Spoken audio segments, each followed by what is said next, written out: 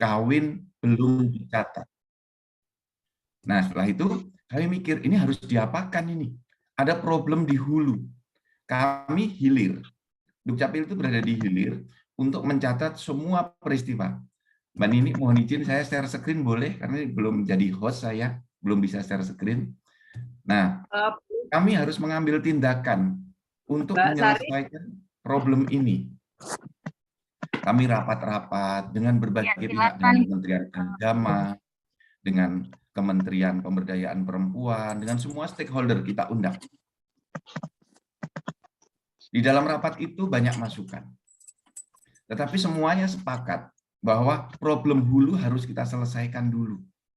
Tetapi sambil menyelesaikan itu, ada hal-hal yang harus kita lakukan penyelesaiannya secara cepat, di hilir. Apabila hulunya belum bisa selesai, maka hilirnya dulu kita tangani. Nah, maka Bapak dan Ibu izinkan, mohon izin saya share screen. Bagaimana perkawinan yang belum tercatat ini bisa memberikan perlindungan hukum bagi perempuan, kepastian hukum terjadinya perkawinan, dan perlindungan hukum bagi anak. Nah, secara konkret, inilah pekerjaan kami.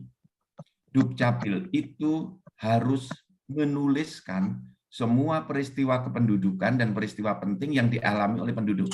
Dan di dalam kolom ini tidak boleh kosong. Jadi ibu bapak semuanya, kalau kita ingat di kartu keluarga kita, itu ada kolom status perkawinan, itu tidak boleh kosong. Status hubungan dalam keluarga di kolom 11 dan kolom 13 itu harus terisi. Nah, ada fakta di lapangan.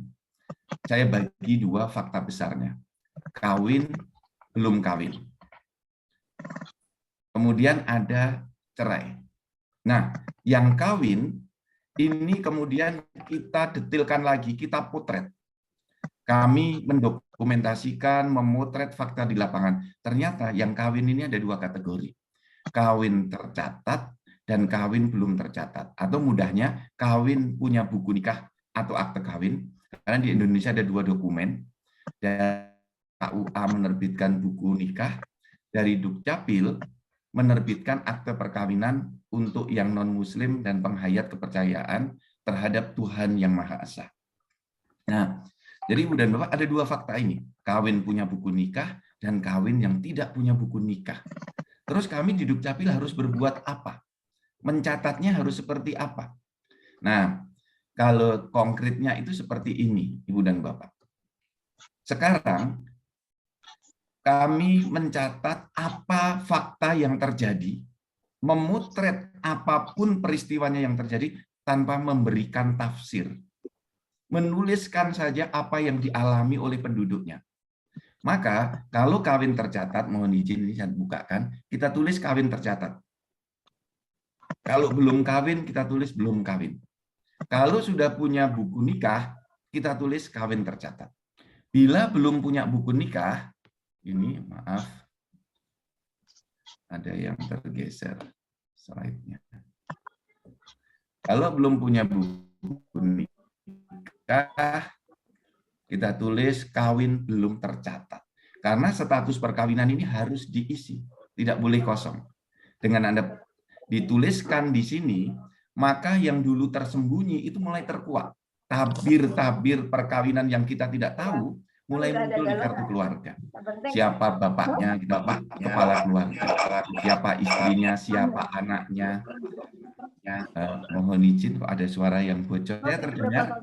Ya, Mbak Sari boleh di-mute semua ya Mbak Sari ya. Sudah, terima kasih. Nah, dengan dimasukkan peristiwanya pada kartu keluarga, sekarang mulai terkuak semua. Ini menimbul, kami berharap kepastian hukum mulai bisa dibangun. Oh, status perkawinannya kawin tercatat atau kawin belum tercatat. Kalau kawin belum tercatat, kita sekarang memiliki data untuk kemudian mendorong dilakukan isbat nikah. Siapa suaminya kelihatan, siapa istrinya kelihatan, anak-anak itu memiliki bapak siapa kelihatan. Nah, kakak yang lama dulu hanya ada dua kategori, kawin atau belum kawin, tanpa membedakan tercatat atau tidak tercatat. Nah, ketika dulu ditulis kawin, maka ketika akan membuat akte kelahiran bagi anak, itu pasti dimintai buku nikah, fotokopinya. Mereka yang kawin status tercatat pada waktu dulu diminta buku nikah, mereka mengatakan saya nggak punya. Maka pada waktu itu dibuat kebijakan yang tidak punya buku nikah ditulis anak seorang ibu saja. Pada waktu itulah mengapa akte kelahiran kita rendah, karena banyak sekali pasangan yang tidak mau anaknya hanya ditulis status dengan anak ibu. Nah, akhirnya di mulai 2016 itu kita membuat akte yang sampai sekarang, maaf, aktenya modelnya seperti ini. Mudah-mudahan kelihatan. Ini saya berikan contoh yang kawin belum tercatat. Kawin belum tercatat, ada tanggal perkawinannya, status hubungan dalam keluarga ada kepala keluarga, nanti istri atau suami. Kemudian di sini nama ayahnya kelihatan. Nama ayahnya kelihatan, nama ibunya kelihatan. Sehingga hak anak itu menjadi betul-betul terlindungi. Hak untuk mendapatkan dan mengetahui siapa kedua orang tuanya. Bagi istri juga mendapatkan perlindungan dan kepastian nama suaminya. Jelas siapa suaminya. Karena di dalam kartu keluarga ini harus kita tuliskan lengkap. Kemudian kalau yang kawin tercatat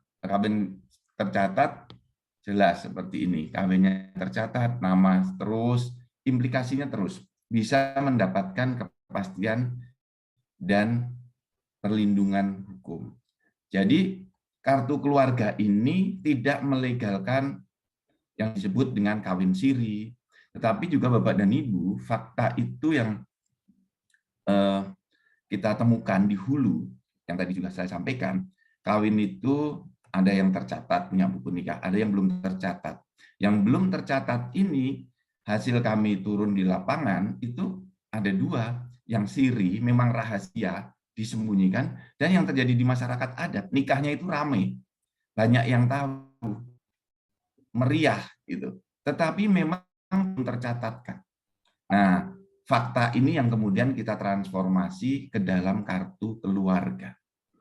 Nah, ini untuk memenuhi apa yang menjadi tugas Dukcapil. Tugas Dukcapil itu wajib untuk mendata, mendokumentasikan, memotret, mencatat semua peristiwa penting dan peristiwa kependudukan. Peristiwa kependudukan itu mulai dari buat NIK, pindah penduduk, kemudian melakukan pendataan penduduk-penduduk yang rentan administrasi kependudukan seperti korban bencana alam, konflik sosial di daerah-daerah terpelosok, ya, daerah-daerah terluar di pedalaman itu harus kita data. Kemudian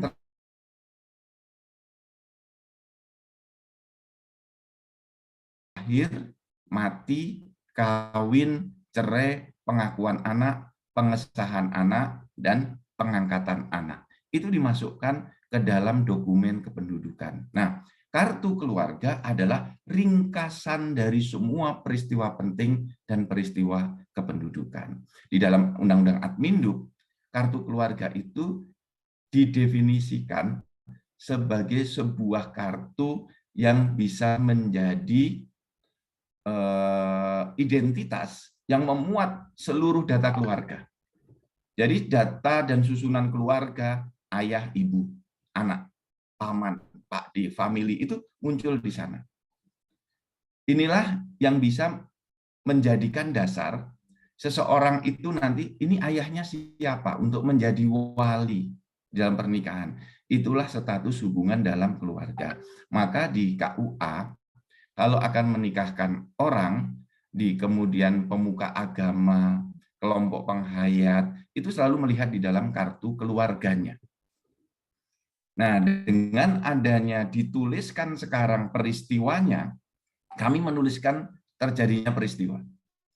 Tidak melegalkan perkawinan, tidak mengesahkan terjadinya perkawinan. Menuliskan, memotret apa yang fakta terjadi. Sehingga lahir kepastian hukum, siapa suaminya, siapa istrinya, siapa anaknya.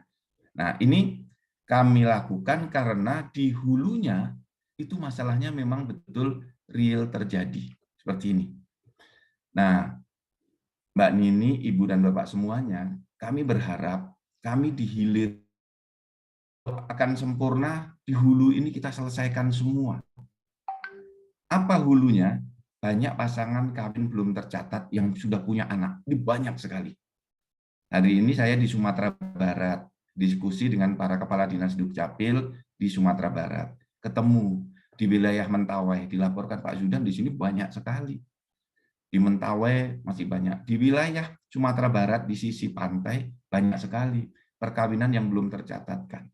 Dan ternyata perkawinan di kelompok masyarakat adat kita ada 2.300-an komunitas adat terpencil dan sudah banyak juga yang sudah tidak terpencil di suku anak dalam di Sumatera dan Jambi, di Baduy. Kemudian yang masih di dalam sekali itu suku Dani, saya sudah ke sana, di Asmat, di pedalaman Kaltara, Kalimantan Timur, Kalimantan Barat, kemudian di Sulawesi Tengah sampai di daerah Ujung Nauna, di dalam masih banyak sekali, di Maluku, NTT yang di dalam itu, Lembata, Timur Tengah Selatan, ya, di Sumba. Nah, kita masih menemukan tercatat dan cerai belum tercatat. Ini hulunya, Ibu dan Bapak. Kami di Dukcapil ada di hilir. Tugas kita harus mencatat semua peristiwa penting dan peristiwa kependudukan. Itulah yang kita sarikan di dalam kartu keluarga. Jadi, Ibu dan Bapak, kartu keluarga adalah dokumen yang bisa menyarikan dari semua peristiwa penting dan peristiwa kependudukan. Pertanyaannya itu adalah bagaimana kami harus menuliskan itu di kartu keluarga.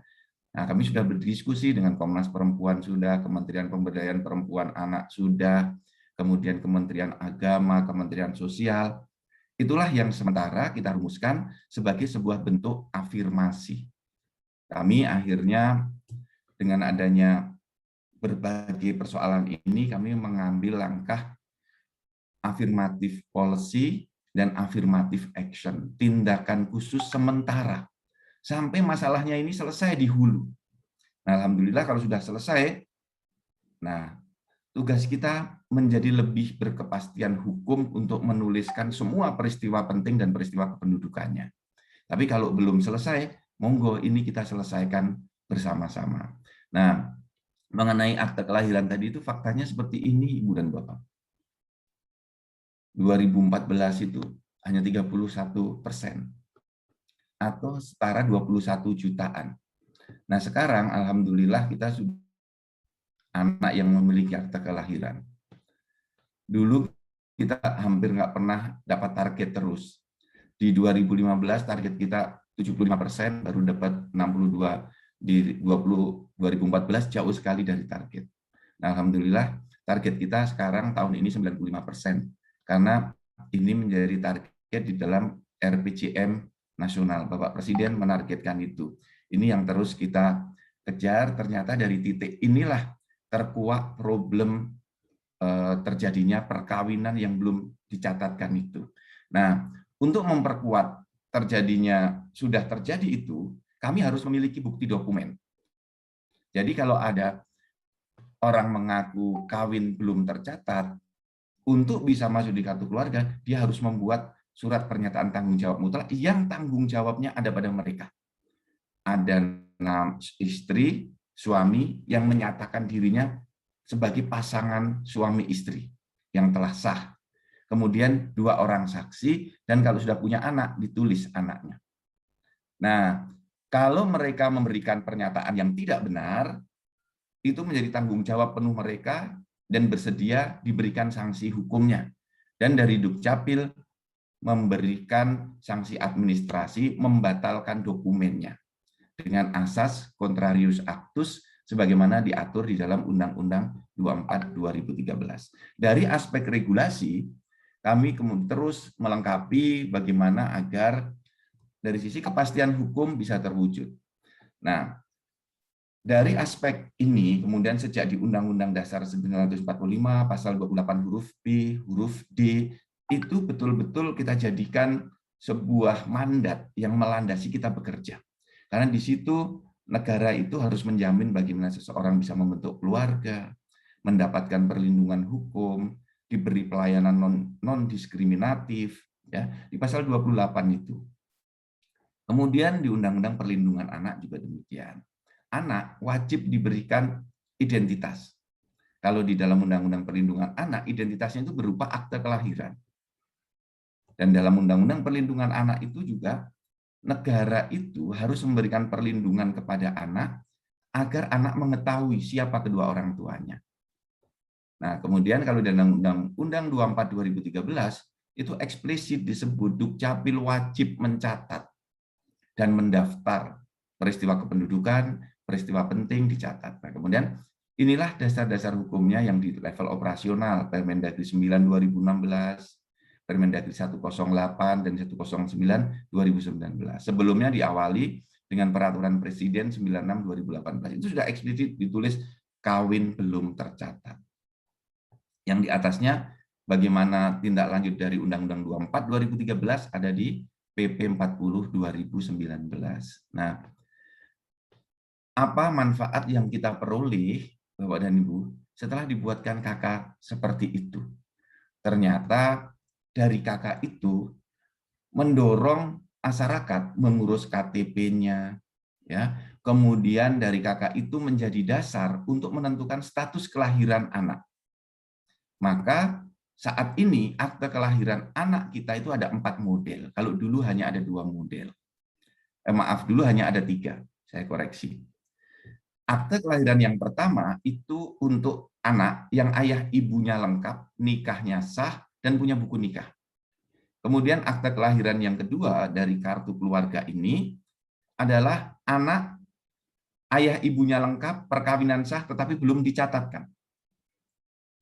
Di dalam akte kelahirannya ditulis perkawinannya belum dicatatkan sesuai ketentuan peraturan perundang-undangan. Sebagaimana yang saya sampaikan tadi, kami memotret peristiwanya, kita tuliskan dalam dokumennya. Kemudian yang ketiga, akte kelahiran hanya anak ibu karena ini anak luar kawin. Belum terjadi pernikahan yang sah ketika anak itu dilahirkan. Kemudian yang keempat, akte kelahiran untuk anak yang ayah ibunya tidak diketahui. Jadi di dalam kami melakukan pekerjaan ini sangat fokus untuk perlindungan hak-hak sipil dari warga negara. Nah, inilah bentuk akte kelahirannya. Jadi Ibu dan Bapak ada 4 macam status hukum ya pada anak berdasarkan akte kelahiran. Yang pertama, status perkawinannya tercatat. Kemudian yang kedua, ini anak yang status perkawinannya belum tercatat. Di sini diberi frase. Nah, ini Ibu dan Bapak. Kemudian banyak yang merasa, aduh nggak enak ya masih ada frasenya begini. Akhirnya mereka menanyakan, kapan kami diisbat nikahkan? Kapan akan diisbat nikahkan? Jadi kita terus juga mendorong dengan memberikan mendaftar di dalam kartu keluarga, kita juga mendorong untuk isbat nikah. Ini model yang ketiga. Anak seorang ibu saja, hanya ada nama ibu di dalam kartu keluarganya. Seperti ini. Ya, bahwa di Jakarta pada tanggal sekian telah lahir seorang anak ke-6 ya, bernama Muhammad Yusuf. Anak seorang ibu saja. Dari ini anak ke-6 laki-laki dari ibu Romlah. Misalnya seperti itu.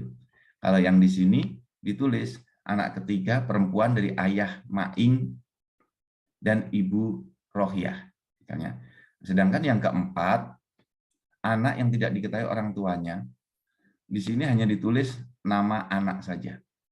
Misalnya ditulis nama anaknya, coba-coba. Ini dokumen sebagai contoh saja. Ini, tidak ada nama ayah dan ibunya. Nah ini, Bapak dan Ibu, hal-hal yang dapat kami sampaikan, beberapa manfaat seperti itu, kemudian kalau kita lihat dari aspek tujuannya dulu seperti ini. Mengapa kami membuat ini? Kami betul-betul ingin istri yang menikah belum tercatat atau di masyarakat disebut dengan kawin siri, sebagaimana di video saya itu menjawab banyak pertanyaan. Di TikTok saya itu banyak sekali pertanyaan, Pak, boleh nggak kawin siri? Masyarakat itu menyebut dirinya kawin siri. Dibuatkan akte kelahiran bagi anaknya, dibuatkan kartu keluarga bagi pasangan yang menikah itu. Dan yang kedua, kami ingin data kependudukan itu akurat. Karena kalau datanya akurat, wah, di dalam praktek tata kelola pemerintahan pasti akan lebih baik. Ini pertimbangan-pertimbangan yuridis yang kita lakukan sebagaimana yang saya sampaikan tadi. Ada mandat di konstitusi pasal 28 huruf B, huruf D, kemudian perintah yang ada di dalam Undang-Undang Perlindungan Anak pasal 7, pasal 27 eksplisit di sana untuk memberikan perlindungan kepada anak.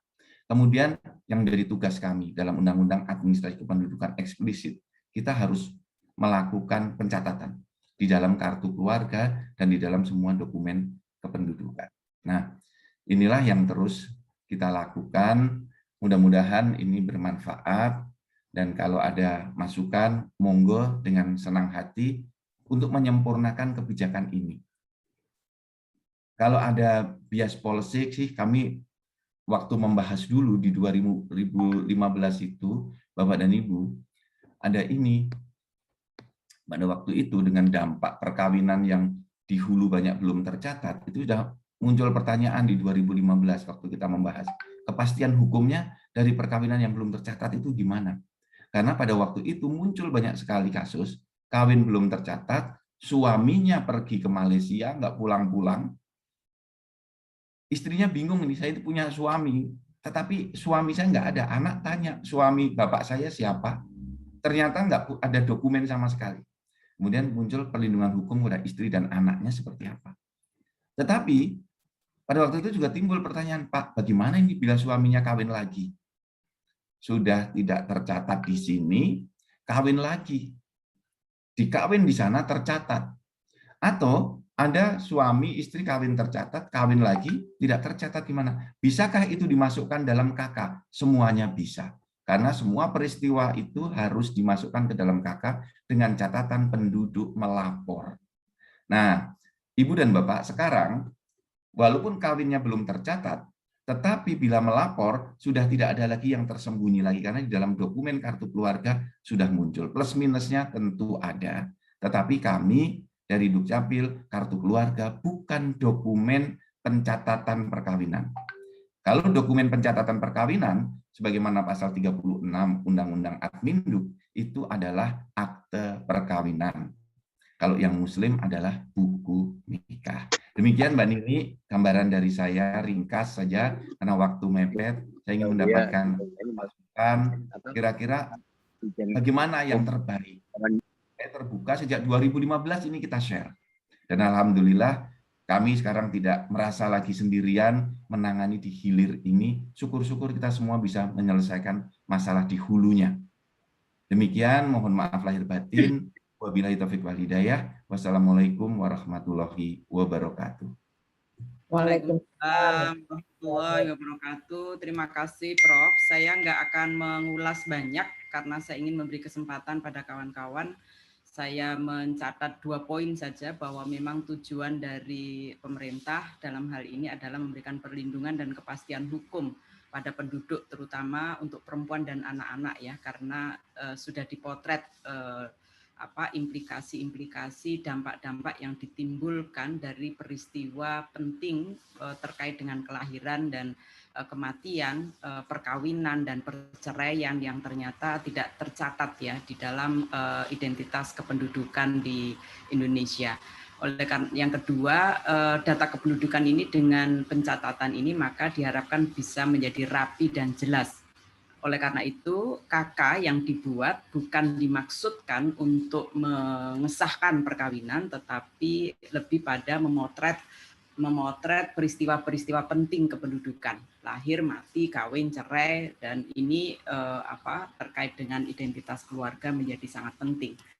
Demikian kawan-kawan, silakan yang ingin bertanya, saya minta singkat supaya nanti juga Prof. Zudan memiliki punya waktu ya untuk merespon. Bisa Mbak Yunianti Huzaifa, Mbak Alimatul Kiptian, siapa lagi? Ya, Nina. Mbak, ada 3 orang dulu ya, kami persilakan dulu. Tadi Mbak Yunianti Huzaifa, singkat ya Mbak. Oke, Prof. Zudan, terima kasih. Selamat pagi. Mohon maaf saya karena sedang di perjalanan, jadi pakai masker.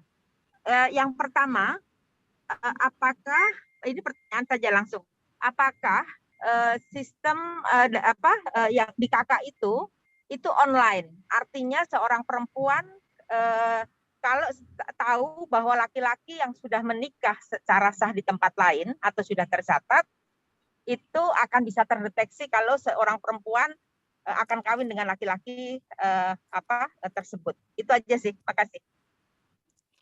Ya, makasih Mbak Yuni. Poinnya adalah apakah pendaftaran pembuatan KK ini dilakukan secara online dan bisa mendeteksi bahwa sebetulnya dia sudah punya pasangan gitu ya Mbak Yuni ya. Silakan ke Mbak Alim. Betul. Untuk mencegah poligami. Ya, makasih. Silakan Prof. Alim. Terima kasih Pak Zudan, ketemu kembali, kemarin sudah ketemu di Komnas ya.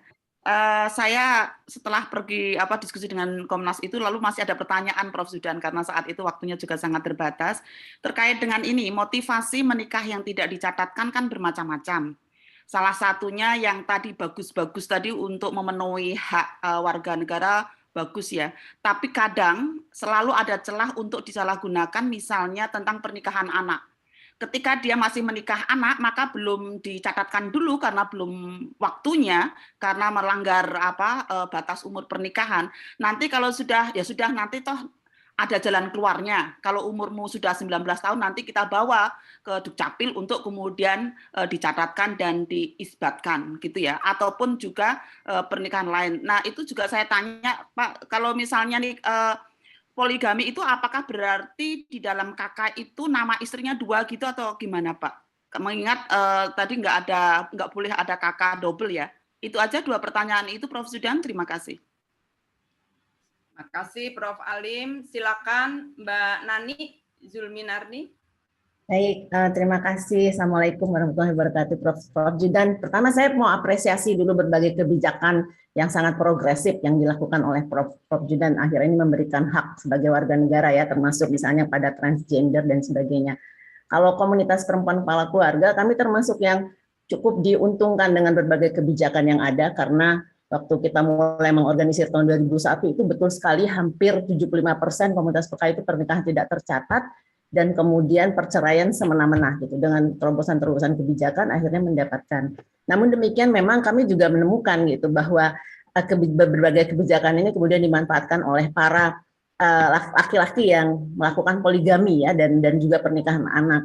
Nah, apakah pertanyaannya Prof, apakah bagaimana ya untuk mengenforce yang tadi satu warga negara, 1 KK, 1 NIK ya satu semuanya itu bagaimana untuk memastikan bahwa laki-laki yang menggunakan celah hukum ini untuk berpoligami kemudian menelantarkan istrinya dan kemudian ini pasti akan menambah angka perempuan kepala keluarga ketika misalnya dia punya kartu keluarga tapi hanya nama dia karena si suami tidak bisa masuk dalam kakaknya ini kan karena dia sudah punya kakak yang lain misalnya. Nanti jumlah perempuan yang menjadi kepala keluarga di dalam sistem admin induk itu pasti akan tinggi sekali. Sekarang aja kan kalau data kami itu hampir 25% ya perempuan yang menjadi kepala keluarga walaupun data pemerintah sekitar 15% kalau dalam rumah tangga gitu.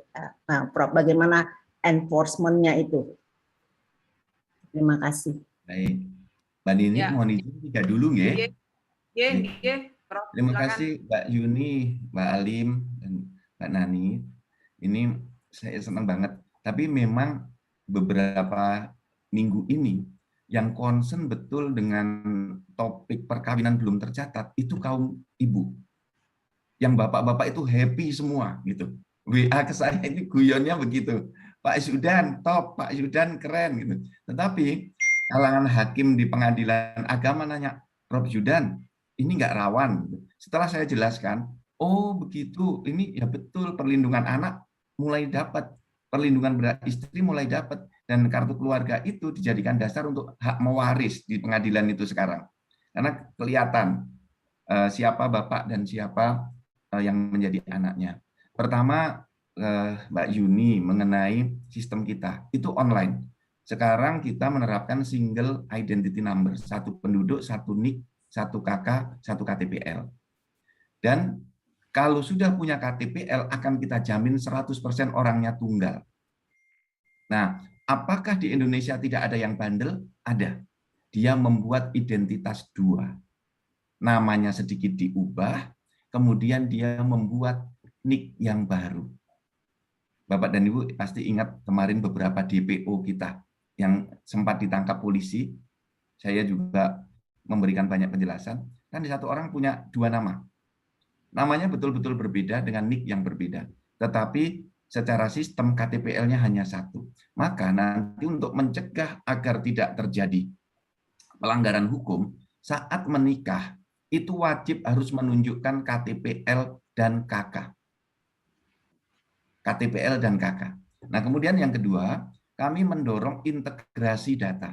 Jadi sekarang Kementerian Agama sudah mengakses data ke Dukcapil, terutama yang di tingkat kabupaten sama di tingkat pusat. Mungkin kalau ini ada yang rekan-rekan dari Kemenak, Dirjen Bimas Islam, Dirjen Haji, yang menangani pendidikan, yang EMIS itu program Education Management Information System, yang ada madrasah aliyah, MIN, kemudian madrasah sanawiyah, kemudian IAIN, itu datanya terkoneksi dengan data Dukcapil. Nah, kami mendorong itu, satu, pemanfaatan KTPL untuk mencegah agar orang bisa diketahui, kalau mau poligami pun diketahui. Kemudian dengan kartu keluarga, KTPL tidak cukup, karena di KTPL tidak menggambarkan anak, istri, ayah, dan ibu. Tidak menggambarkan itu. Maka harus masuk ke dalam dokumen ke teknik, akan bisa melihat kartu keluarganya. Nah, kami membangun pendekatan dengan berbasis ekosistem. Karena kami Dukcapil tidak bisa sendirian. Kami sekarang didukung ekosistem industri keuangan. Mereka sudah mensyaratkan semua yang 17 tahun harus dengan KTPL. Maka tingkat perekaman KTPL itu melonjak tinggi. Jadi bagus.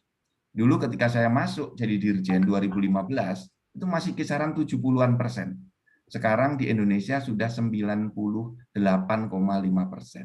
Nah, itu ekosistem perbankan, kemudian pembuatan sertifikat tanah, asuransi harus dengan KTPL. Nah, di KUA juga sudah kita sepakati seperti itu. Jadi Bapak dan Ibu, itu pendekatan pertama, sistem kita online.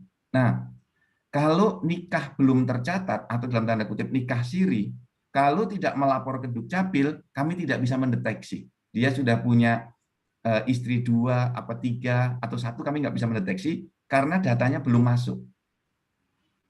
Nah, jadi prinsip kerja di Dukcapil itu berbasis pelaporan. Bila pelaporan di masyarakat masuk, kami nggak boleh menolak pelaporan. Sepanjang pelaporannya memenuhi persyaratan. Misalnya, kalau perkawinan anak. Sekarang seingat saya, undang-undang yang baru itu harus 19 tahun. Bila belum 19 tahun, kami nggak mau berani memasukkan ke KK. Kecuali ada izin dari pengadilan. Kan dispensasinya harus dari pengadilan. Kami sarankan dulu Anda minta dispensasi dulu ke pengadilan. Kalau sudah ada syarat penetapan pengadilan, baru kita catat di dalam kartu keluarga. Disebut dengan kawin belum tercatat untuk anak-anak. Tapi sudah ada dispensasinya. Kalau belum ada dispensasi, kami menunggu. Karena ini melanggar undang-undang terkait dengan syarat minimal dilakukan perkawinan. Kemudian yang kedua, Prof. Alim, poligami. Nah, ada Prof, Bapak dan Ibu, satu kakak itu istrinya 2 dan 3 itu ada.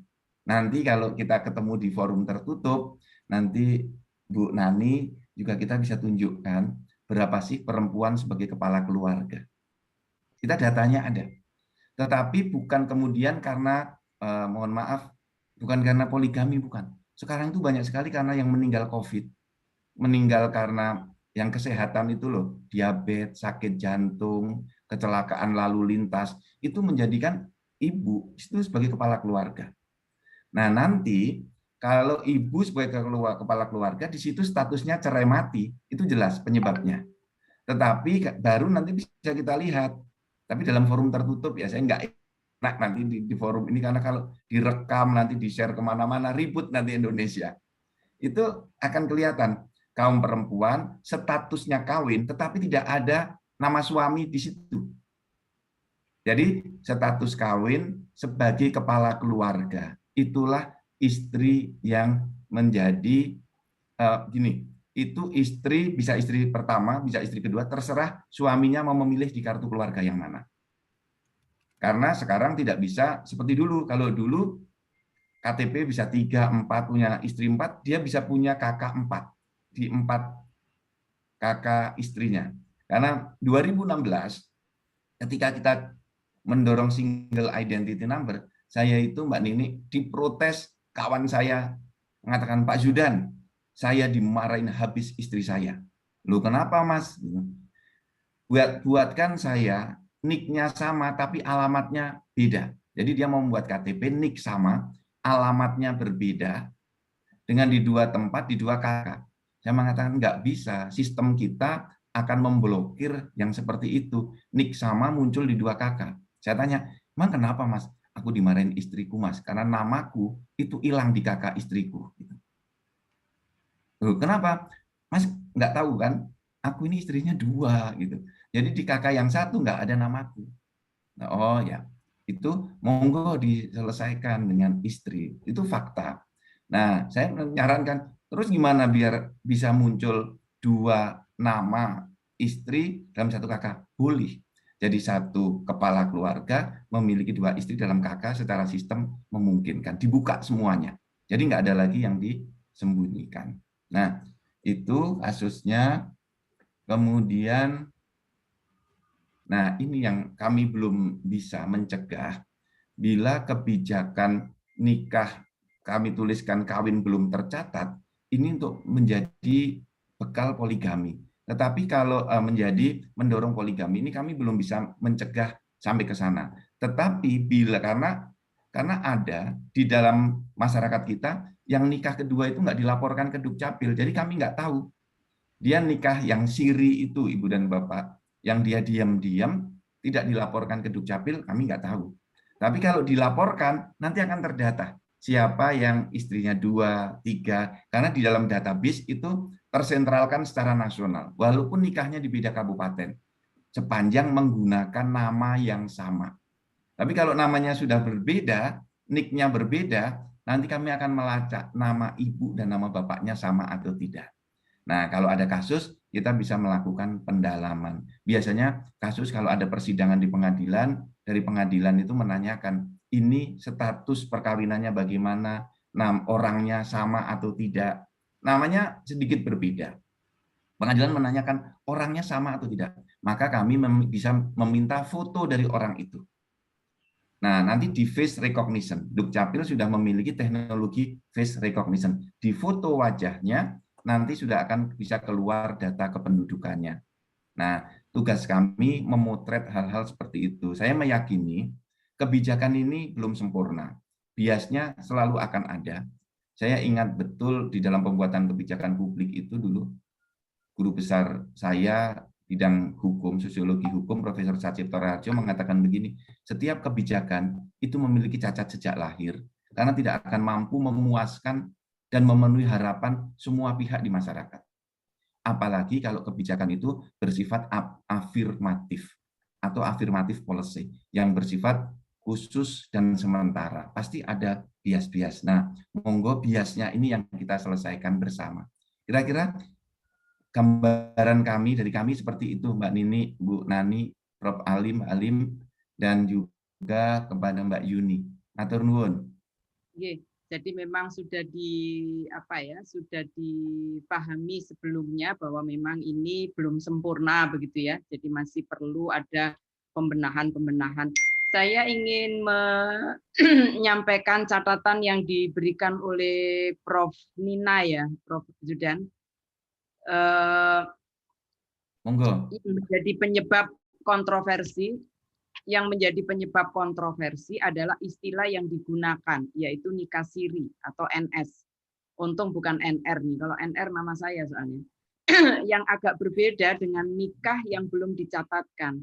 Karena misalnya akibat tidak memiliki biaya, sementara orang yang melakukan nikah siri bisa saja secara biaya dan lain sebagainya sebetulnya mampu namun sengaja disembunyikan.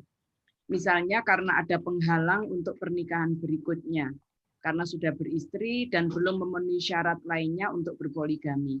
Dengan menggunakan istilah nikah siri, dikhawatirkan juga akan membuka ruang untuk praktek nikah anak yang pada pelaksanaannya harus memperoleh terlebih dahulu dispensasi dari pengadilan. Sebagian tadi sudah direspon oleh Prof. Zudan. Kami mendukung dan mengapresiasi kemudahan yang diberikan oleh negara bagi semua warga negara untuk mendapatkan hak sipilnya melalui kepemilikan KK, KTP, dan akta lahir. Dalam pelaksanaannya mohon tetap mempertimbangkan undang-undang lain seperti undang-undang perkawinan. Lalu dari Bu Alim ya, ini tadi sudah beliau tanyakan. Menurut Prof. Nina, status anak sebagai anak ibunya saja bisa berpotensi shaming, mempermalukan anak. Bisakah dihubungkan dengan hasil JR Undang-Undang Perkawinan Anak yang diajukan Macica bahwa ayah biologis adalah ayah si anak? Jadi ini mengambil peristiwa putusan Mahkamah Konstitusi. Yang lainnya, Prof. Nina juga mengusulkan, apakah mungkin istilah nikah siri di video dapat direvisi menjadi nikah yang belum tercatat? Itu saja, Prof. Tambahannya. Baik, matur nuwun beberapa masukan. Pertama yang perlu kami respon, kasus putusan Mahkamah Konstitusi, sepanjang ada itu loh Bu, dari dokter itu, DNA, itu bisa kita jadikan sebagai sebuah affirmative action. Nanti ada nama ayah di situ, melaksanakan itu. Nah, nanti di dalam klausulnya kita beri catatan berdasarkan penetapan DNA nomor sekian oleh lab di mana gitu. Kemudian kebijakan untuk istilah nikah siri kemarin itu memang kita munculkan karena ada pertanyaan seperti itu, tapi saya menyambut baik saran di video, nanti kita buatkan video part 2. Ini sedang kita konsep untuk memberikan penjelasan lebih detail. Kan seperti saya di video pemberian nama, itu kan kemarin yang panjang sekali itu loh Ibu dan Bapak. Saya kan diprotes ini, orangnya itu bersurat kemana-mana, ke Komisi 3, ke DPD RI, WA gitu. Kayaknya senang banget dia sering jadi muncul di mana-mana. Saya ditanya orang, Pak Zudan kenapa nggak dibuatkan akte kelahiran? Banyak sekali yang bertanya pada saya. Bukan kami nggak mau, kami nggak mampu membuatkan akte kelahiran mengikuti keinginan orang tua itu. Jadi ibu-ibu akte kelahiran kita kan pendek ya, slotnya di sini. Hanya untuk 55 huruf. Dia 125 huruf. Jadi itu nama untuk 3 orang. Kartu identitasnya juga nggak muat. KTPL-nya nanti juga nggak muat. Sampai sekarang bapaknya masih protes. Kemarin WA saya, Pak Zudan saya undang ke Tuban ya. Saya mau mengganti nama anak saya. Tapi Pak Zudan harus mau jadi saksinya. Mahal amat biaya untuk mengganti nama anaknya. Gitu. Nah, terima kasih masukannya. Ada satu lagi, Prof. Berkenan, Prof. Ada satu lagi dari Mbak Rita. Ada Mbak satu Rita. lagi, Prof. Apakah Mbak Rita Komnas KPAI. Nah, karena ini semua bergabung di KUPI, bergabung di A5. Ya, ini kawan-kawan lama saya semua. Oh iya, ini ada Mbak Rita. Nggih, Prof. Apakah statusnya kakak kawin bisa mengubah status dalam KTP sebagai kawin? Apakah kakak tidak tercatat maksud saya ya? Status di kakak kawin. Kawin tidak tercatat, mengubah status kawin di KTP, Prof. Itu satu. Terus mungkin saya ini ya Mbak Nini ya. Mohon maaf, Prof.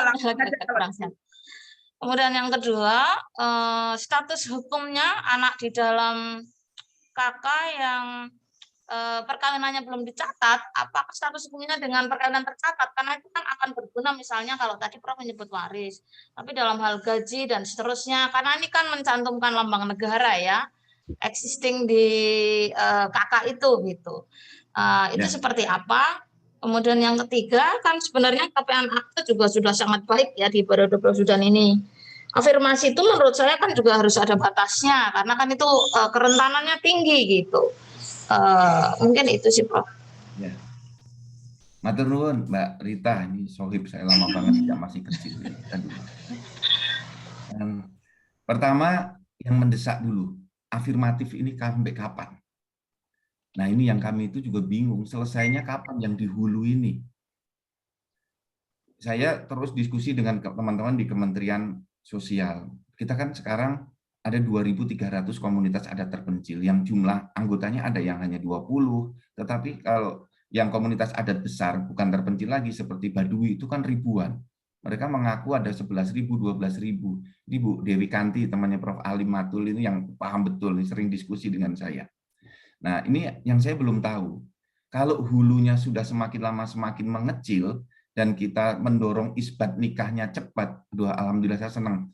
Kemarin kan Mbak Nini kita dengan Bu Faida Jember itu ada belasan ribu yang kita nikahkan diisbatkan dengan Pemda.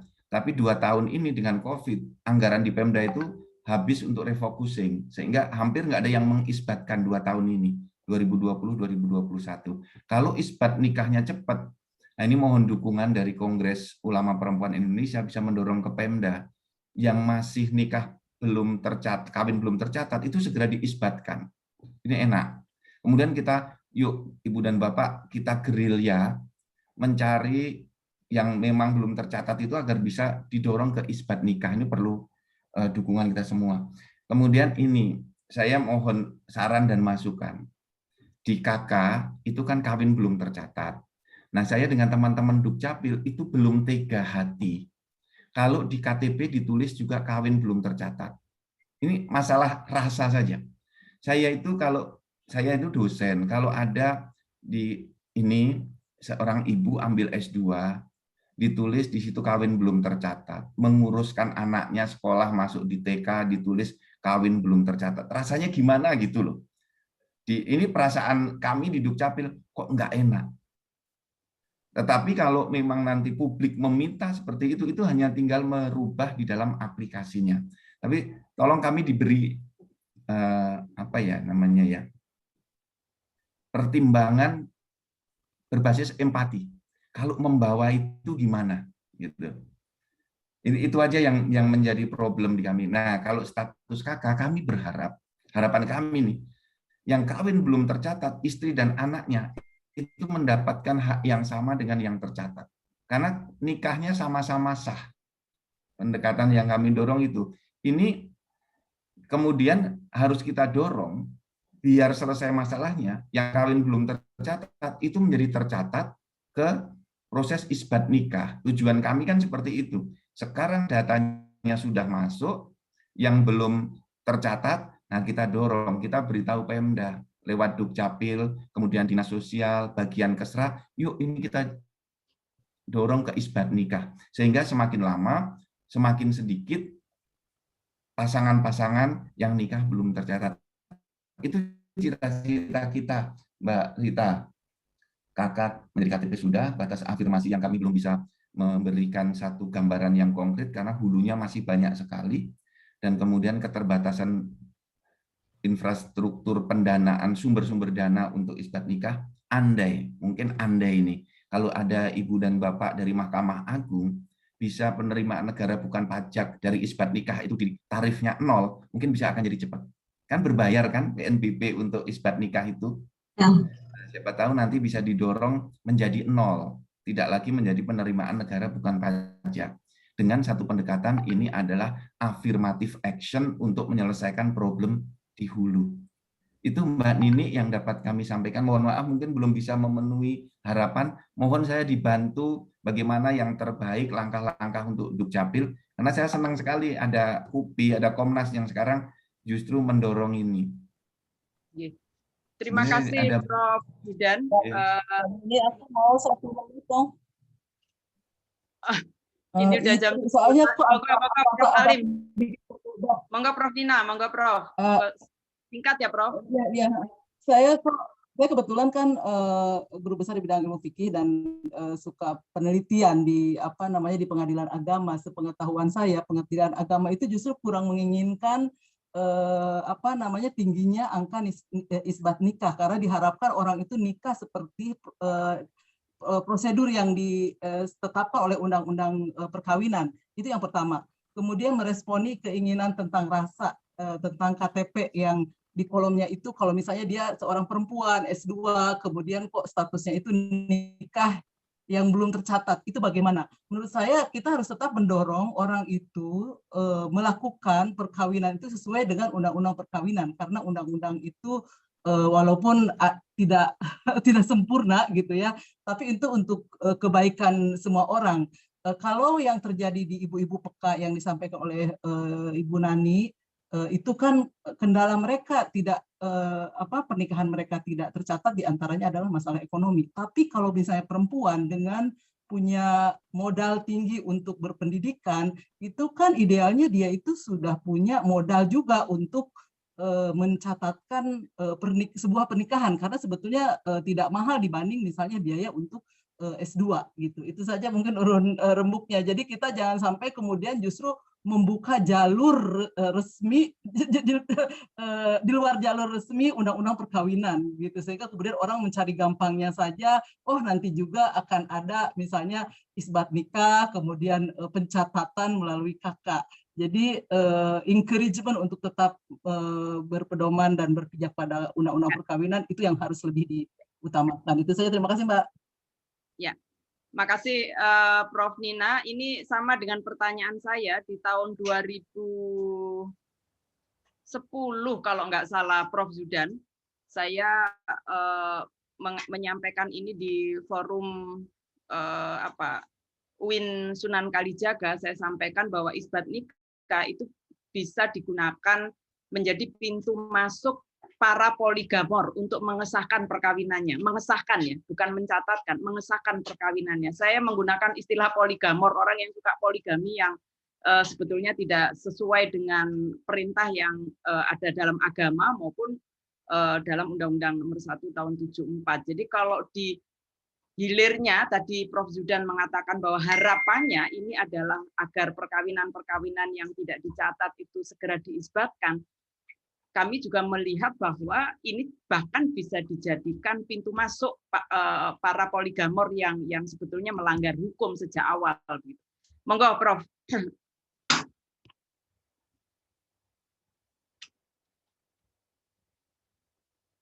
Masih di mute, Prof. Masih di mute, Prof. Nggih, sekaligus closing statement ya, Prof. Nggih.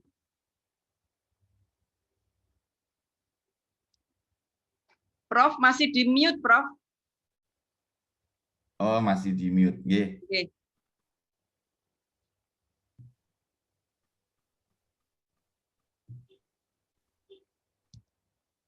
Baik, saya share screen.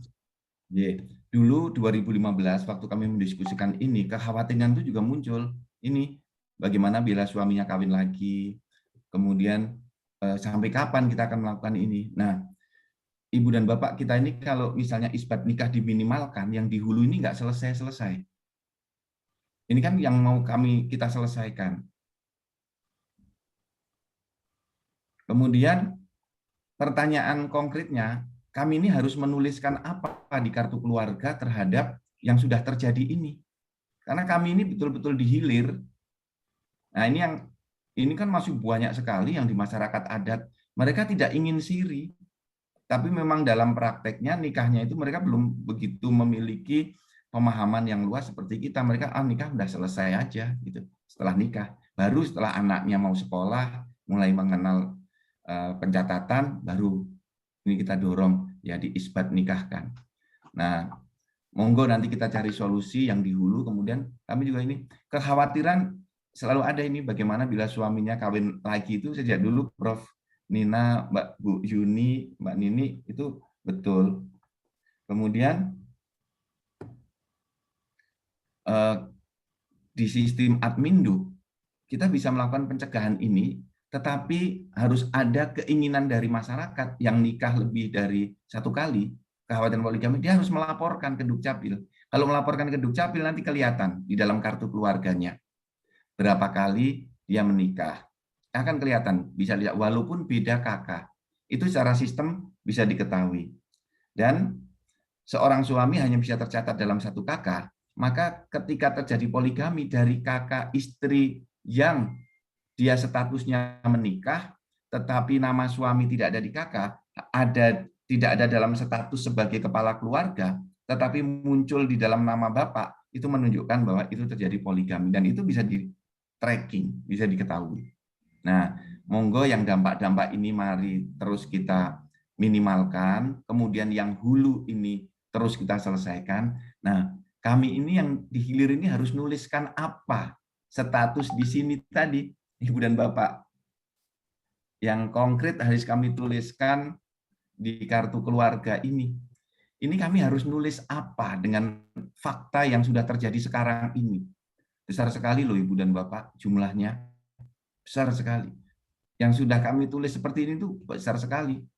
Karena dulu mereka nggak mau membuat KK, sehingga pelayanan publiknya mereka nggak dapat. Apalagi sekarang dapat bantuan sosial, program keluarga harapan, bantuan pangan non-tunai. Sekarang ditulis seperti anak bisa mendapatkan nama bapak dan ibu, mereka bisa masuk ke TNI, masuk ke Polri, merasa diuntungkan dengan kebijakan baru ini. Mereka lapor, Pak, alhamdulillah saya sekarang sudah bisa mendaftar. Kalau dulu ketika di aktenya hanya nama anak ibu saja, karena status kawinnya belum tercatat, ya tidak bisa melanjutkan ke jenjang-jenjang profesi seperti yang tadi saya sebutkan. Nah, ini Ibu dan Bapak, problem yang kami hadapi konkret itu kami harus nulis apa di status perkawinan dengan adanya problem yang di hulu. Ini yang sampai sekarang belum ada yang bisa memberikan masukan konkret. Inilah maksimal kebijakan afirmatif yang bisa kami lakukan. Sambil nanti kita sama-sama mengurangi kekhawatiran-kekhawatiran itu. Nah, apa langkah yang harus dilakukan oleh Kementerian Agama, Kementerian Sosial, Kementerian Pemberdayaan Perempuan, Perlindungan Anak, Komnas Perempuan, di tempatnya Mbak Rita, KPAI. Monggo kita sama-sama mencegah di hulunya. Nah, kami sementara itu kebijakannya ini. Andai ada Ibu dan Bapak bisa memberikan ke kami solusi yang lebih sempurna, kami akan terapkan. Nah, sementara itu dengan Permendagri 9/2016 baru ini yang negara bisa lakukan. Kira-kira seperti itu, Mbak Nini, Ibu dan Bapak. Saya terima kasih banyak. Mohon nanti masukannya bisa terus disampaikan, sehingga kami juga bisa menjaga secara sistem dari sistem SIA kita, Sistem Informasi Administrasi Kependudukan, untuk bisa melakukan tindakan-tindakan terbaik di dalam rangka perlindungan istri, ibu, kaum perempuan, dan anak. Demikian, mohon maaf lahir batin, Mbak Nini dan Ibu Bapak semuanya yang sudah hadir, rekan-rekan saya, para direktur, para kepala bagian yang ikut pada kesempatan pagi hari ini. Terima kasih banyak, semoga bermanfaat dan mohon maaf lahir batin. Nanti bisa kita lanjutkan lagi di forum-forum tertutup sehingga kita lebih bebas untuk mencari solusi dan merumuskan berbagai kebijakan alternatif. Matur nuwun. Terima kasih sekali Prof. Apa yang disampaikan pada pagi hari ini singkat, padat. Terima kasih juga kehadiran Pak Direktur dan Ibu serta staf ya dari Dukcapil yang berkesempatan pagi hari ini hadir, juga kawan-kawan semua. Jadi catatan saya mengatakan bahwa ini adalah kebijakan khusus sementara, afirmasi. Oleh karena itu masih diperlukan masukan-masukan untuk menyempurnakan. Sejak awal sudah diketahui bahwa kebijakan ini bahkan diketahui lahirnya saja sudah ada kecacatan dalam artian bahwa ada persoalan-persoalan yang juga mengikuti menjadi persoalan tersendiri ya. Tetapi kita tahu demi perlindungan dan kepastian hukum pada perempuan dan anak ya. Lalu untuk data kependudukan supaya rapi dan jelas, maka KK yang digunakan sebagai dokumen untuk memotret seluruh peristiwa penting kependudukan Indonesia, mudah-mudahan ini bisa segera diselesaikan. Sambil menyiapkan apa yang bisa kita lakukan untuk memperbaiki di tingkat hulunya. Karena ini soal sistem ini kan banyak sekali. Kita juga mengajak masyarakat untuk lebih rapi dalam melahirkan sebuah keluarga yang benar gitu ya, bukan sekedar kawin tapi memang kawin sesuai dengan aturan-aturan agama dan negara. Sekali lagi terima kasih Prof. Mohon maaf lahir batin juga dari kami kalau ada salah dan lainnya. Doa saya mudah-mudahan Prof. Zudan selalu sehat dan juga begitu juga dengan kawan-kawan semua. Saya akhiri dengan bacaan hamdalah. Alhamdulillahirrahmanirrahim. Teman-teman, Mbak Nini, saya minta tolong teman-teman saya untuk mencatat yang ada di chat room ini bagus-bagus. Saya baru sempat membuka. Teman-teman di capture nanti untuk jadi masukan kita. Karena mungkin di undang-undang perkawinannya perlu kita buka lagi gitu ya. Nanti notulensinya juga akan kami sampaikan, Prof. Kami mencatat. Nah, di hulunya ini banyak sekali masalah. Undang perkawinan yang bermasalah, tapi belum ada yang berani merubah, Prof. Ini sudah hampir 15 tahun pengen dirubah, tapi nggak naik-naik. Draftnya sudah berkali-kali ganti, Prof. Jadi nanti ini Mbak Nini, Prof. Nina, Mbak Nani semua ya dari kita, kalau kita bisa ketemu, mudah-mudahan COVID segera mereda, pertemuan tertutup, kita lebih enak. Saya punya banyak data yang bisa kita buka, kita share sama-sama. Ini gimana? Mungkin nanti bisa kita clustering per provinsi dulu. Provinsi ini harus gimana? Lebih detail. Baik, Prof. Terima kasih banyak. Billahi taufik wal hidayah. Wassalamualaikum warahmatullahi wabarakatuh. Waalaikumsalam. Dulu ya, foto dulu ya. Satu kali cekrek. Nah, layar kedua. Baik, terima kasih. Sehat selalu. Ini ada Husin ya, yang dulu di Komnas ya. Ini orang-orang di Komnas Perempuan kebanyakan nih, Prof. Zudan. Ya, ada Mbak Masruha juga sekarang di Aceh. Ini ada Mbak Kunti Tridewianti juga ada. Ini purna tugas dari Komnas Perempuan. Ada Kunti juga ada ini. Ada Bunyai Badriah Fayuki. Assalamualaikum Prof. Zudan. Bu Nyai, apa kabar? Ya, insya Allah nanti kita akan lanjutkan dengan pertemuan tertutup ya setelah usulan konkret dari apa yang tadi Prof. Zudan sampaikan kita bahas di internal kami. Ya, terima kasih banyak untuk waktu dan penjelasannya dan timnya yang datang dengan sangat serius dari Ditjen Dukcapil. Terima kasih sekali. Kami sangat serius Bu Nyai karena ini masalah private ya yang selalu menyentuh ke persoalan perasaan gitu. Dukcapil itu kan menyentuh perasaan ya kerjanya ya. Dan perasaan yang harus dipertimbangkan itu banyak ya. Itulah, maka ketika kami menyentuh kayak balon, kami menekan di sisi kiri, belendung. Ya, itu. Mencari keseimbangannya ya, saya pikir ya Prof. Ya, yang memang perlu kita temukan tuh, membangun keseimbangan, menyelesaikan masalah, tapi tidak menimbulkan persoalan yang lain itu yang kita harapkan gitu. Ya. Matur nuwun. Terima kasih banyak. Terima kasih. Pamit nggih, saya sedang di Padang mau acara lagi, mohon izin. Bantuan Prof, bantuan Prof. Sampai ketemu. Sampai sehat. Assalamualaikum. Halo.